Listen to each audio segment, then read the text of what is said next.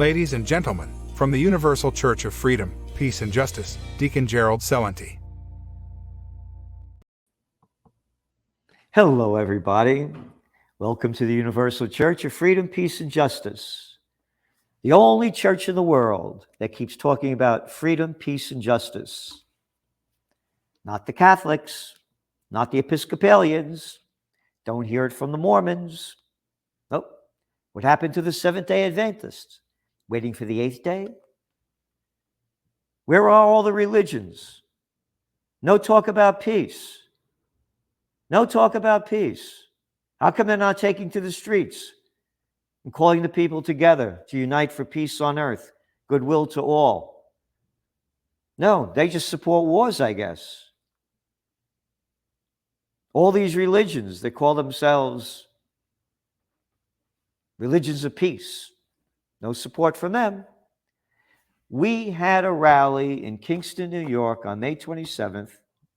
Of course, you go to the Occupy Peace site and you see the rally, like none other in America or the world. We got zero media coverage from it. Zero, nada, nothing. Sent out thousands of press releases. Nope. You're not allowed to talk about peace. You only could support war. And we're on the verge of nuclear war. World War III has already begun. This past Thursday, they had a meeting at the Ukraine Defense Contact Group. And the United States Secretary of Defense, Lloyd Austin, whose last job was on the board of directors of Raytheon, the second largest defense contractor, and as we've written in the Trends Journal, made $7 million from sitting on the board of directors of these different places after he was a general in the United States Army. A general in the United States Army sitting on the board of directors of the second biggest defense contractor in the United States. Now our Secretary of Defense, who, again, a general in Ukraine behind the murder of the general in Iraq during the Iraq War. How many people did he kill in Iraq? Yeah, that Lloyd Austin at a meeting. He said, quote, "Ukraine's fight is a marathon." Isn't that a nice way to put it? A marathon. Oh, yes, a marathon. We're going to run a race. And not a sprint. Oh, how clever. It's a long run, not a short run. Isn't that nice language to use in a murderous war that I just heard RFK Jr. say, according to the data, some 350,000 Ukrainian men and boys have been killed so far. 20% of the country occupied by Russia. Ukraine's infrastructure being destroyed. Oh, it's a marathon. It's a marathon. So we will continue to provide Ukraine with the urgent capabilities that it needs to meet this moment. Oh, what are the urgent capabilities? Oh, more weapons of death. More weapons of death from a man that worked on the board of directors of the second largest defense contractor, weapons of death company in America. As well as what it needs to help to keep itself secure for the long term from Russian aggression. Not mentioning the United States overthrow of the democratically elected government of Viktor Yanukovych in 2014, as detailed in the Trends Journal. Not mentioning the vow that Bush Sr. made to Gorbachev when the Soviet Union broke up, that NATO would not move 1 inch further. There were 16, now 30 NATO countries. Oh, it's Russia aggression. And again, we're totally opposed to the war. Totally opposed to it. But we understand totally why it's happened. The Kremlin's imperial ambitions have inflicted unimaginable suffering on the Ukraine people. And thanks to the United States and NATO, we keep bloodying the killing fields. No, he didn't say that. Just the first part. Together, we will stay united. Isn't that nice that we have one guy, a general murderer, speaking for all of we the people, that we stand, I do not stand united for murderous wars. How dare you include me in your theme of war? Nobody pushing back. We are, and we need your support to keep this happening. And the only reason it's happening is because we, the little people, are making it happen. We're not getting money from the big people. We get dollars and hundreds of dollars and $50 and $5 and $10. We need millions of dollars to make this movement happen. Miley predicts very violent Ukrainian counteroffensive. Oh, this is another murderous man, Miley. Yeah, the guy that's the head of the United States Joint Chief of Staff. Yep. He said on Thursday again that Ukraine's counteroffensive will be long and, quote, very violent. Isn't that nice? Very violent. Let's support it. Let's support it. Let's be very violent. Miley made when he asked if he expects the counteroffensive to last, saying it was premature to put a timeline on the battle. This is a very difficult fight. It's a very violent fight, and it will likely take a considerable amount of time and at a high cost. Oh, a high cost. High cost of money and a high cost of life. He doesn't say life or money, just a high cost. He said Ukraine is making steady progress. Yep. If you want to conduct an offensive and you have a dozen brigades and a few dozen tanks, you concentrate them and try to break through. The Ukrainians have been running around in 5 different directions, a senior European official told Asia Times. Anyway, the U.S. has already announced a new weapons package to replace the Bradley and Stryker armored vehicles that Ukraine has lost. And Ukraine's asking for more tanks. Isn't that great? So now there's a ramping up of talk about a nuclear exchange. We've been warning about this since the war broke out. You cover your Trends Journal. 2 days before the war happened, on February 22nd, 2022, from COVID war to Ukraine war to world war, with that nuclear explosion behind it. So President Dmitry Medvedev of Russia, former president, threatened, quote, a preemptive nuclear strike against Europe. And this professor over there who's very close to Putin, Sergei Karaganov, and he's on Moscow's Council of Foreign and Defense Policy, said, quote, it is necessary that the West simply back off and not prevent Russia and the world from moving forward. He said nuclear strikes could be unleashed if other countries don't supply weapons to Ukraine. Adding, people need to be warned of the need to leave their places of residence near objects that could become targets of nuclear strikes in countries that provide direct support to the Kyiv regime. This is last week.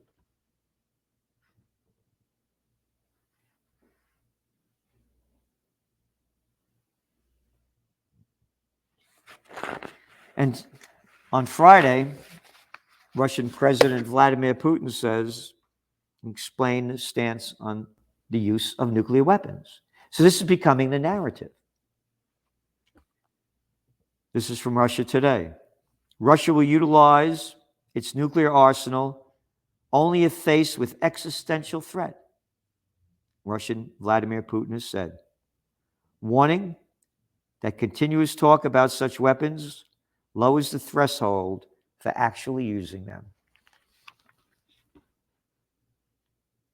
And the mainstream media is already selling the fear and putting it in the hearts, minds, bodies of the people. Business Insider, yep, the thing owned by that German conglomerate, on June 9th, they had a several-page article. If a nuclear bomb is dropped on your city, here's what you should and shouldn't do to increase your chances of staying alive. How about that for real stupidity and ignorance? Staying alive after a nuclear blast. As John F. Kennedy said in his speech to the graduating students at American University in June of 1963, when it was all about peace, he said, if the United States goes to war, nuclear war against the Soviet Union, 1963, 73, 83, 93, 2003, 2013, 2000, and here we are in 23. All those years later, he said the world will be destroyed in 24 hours. But they're giving you, here's what to do if a nuclear bomb goes off. Like when I was a little kid, they had us hiding under a desk. Like that was going to make a difference. Idiocy of the highest degree. Drop to the ground with your face down and your hands tucked under your body. Why don't you put your hands out? Oh, your hands are good. What about the back of my body? No, just do what we tell you to do. Stand 6 feet apart. Maybe that's what they should be telling everybody. If there's a nuclear explosion, stand 6 feet apart.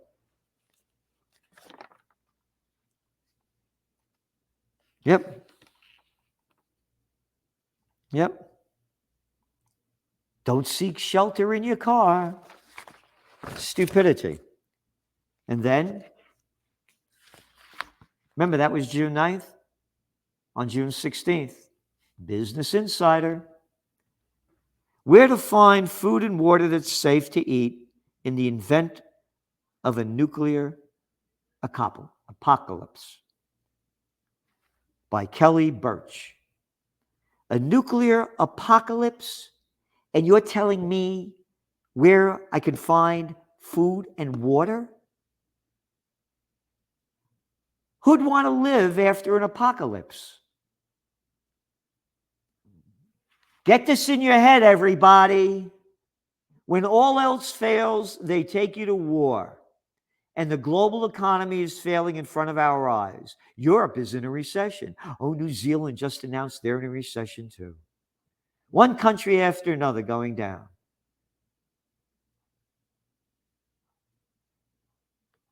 The idiocy of this. The idiocy. Start eating what's ever in your fridge. Your fridge got no power in it anymore. Your fridge.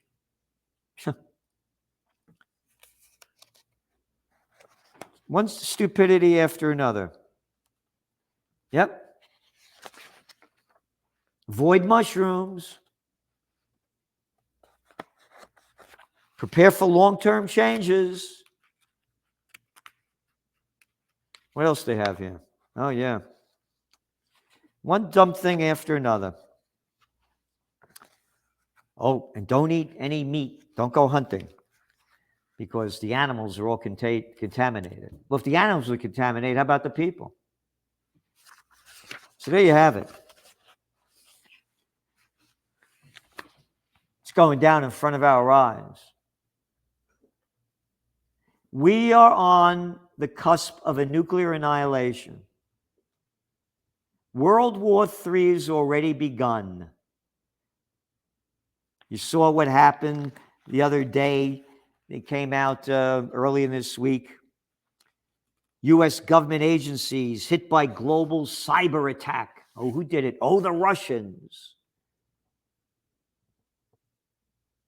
Just like that Russiagate never happened, where they said that Russia was the one that made Trump win the election.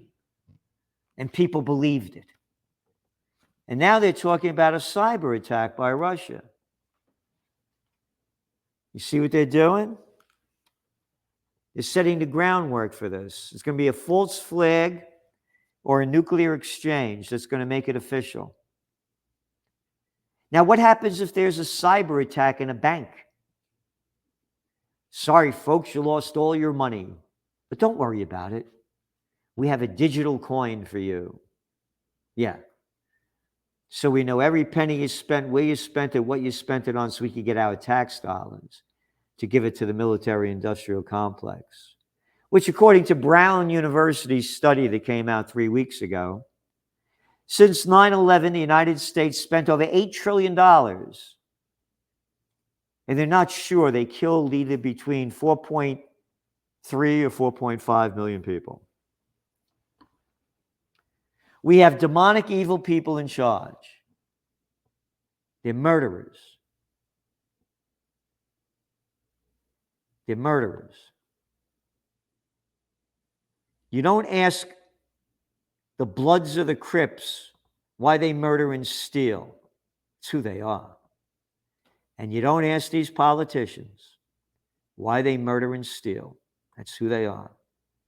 Most of them, not all of them, the vast majority of them, evil, demonic people that support war after war after war. It breaks my heart to see what America was and is. Again, when the people from other countries came to America, they slaughtered all the Native Americans that they could. They broke every agreement that they signed with the Native Americans. Every agreement the government broke. And then start expanding to Mexico, South America, Asia. One war after another. And now we're in the war to end all life if we don't end it. I read you what they are saying. I'm not making this up. The words are coming from them. This is not a marathon. It's a marathon, not a sprint. A long, very violent Ukraine counteroffensive. Yep.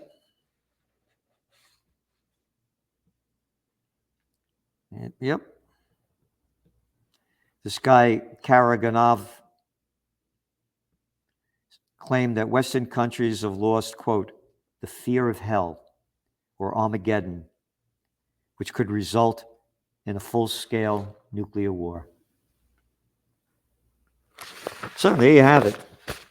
What are you going to do about it? Yeah, what am I going to do? What am I going to do? You better do something. United we stand, divided we die. We need your support. That rally that we put on, nothing like it. We want to keep putting on more, but we need more money to do it. A lot of that money had to come out of the pockets of myself to make this happen. But I thank all of you that donated, because some of you very generously did. But you saw the list of speakers we had here. Dennis Kucinich, RFK Jr.'s National Campaign Manager. Frank Morano. Craig Jardula. John Whitehead, and others.